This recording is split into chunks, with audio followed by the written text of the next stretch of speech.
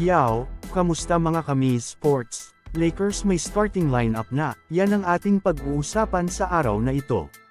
Matapos nga ang napakagandang move ng Los Angeles Lakers front office sa off-season, ay sobrang daming ang nag-e-expect na kayang makapasok ng Los Angeles Lakers ngayong season NBA Finals.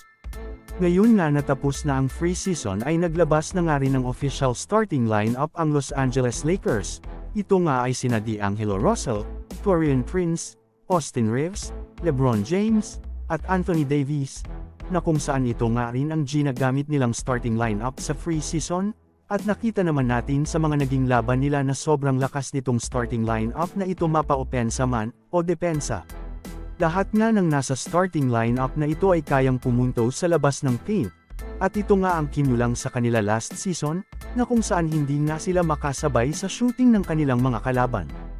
Kaya naman asahan na natin na ibang-iba na ang Los Angeles Lakers ngayong season, at makikita na nga natin ito sa opening night kontra Denver Nuggets.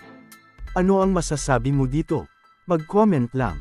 Samantala ako naman tayo sa sumunod na balita na kung saan, ayon nga sa mga NBA insiders na mas mapapadali ang Los Angeles Lakers sa pagpasok sa NBA Finals, dahil ang isa nga sa top contender ngayon sa Western Conference na Memphis Grizzlies ay nawala ng isang core player.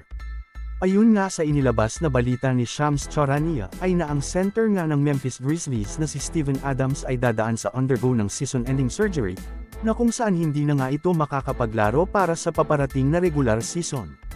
Kaya naman mababawasan nga ng isang malakas na kalaban ang Los Angeles Lakers pagdating sa playoffs, dahil alam naman nating lahat na sobrang laki nga ng impact nitong si Steven Adams para sa kanilang kupunan.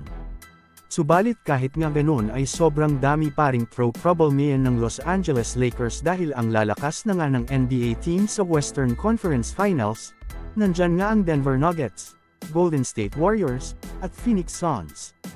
Ano ang masasabi mo dito? Mag-comment lang. So, ayon lamang ang ating mabilisang balita sa araw na ito, sana ay nag-enjoy ka. Huwag mo na ding kalimutang mag-subscribe bilang pagsuporta sa ating YouTube channel. Maraming salamat po.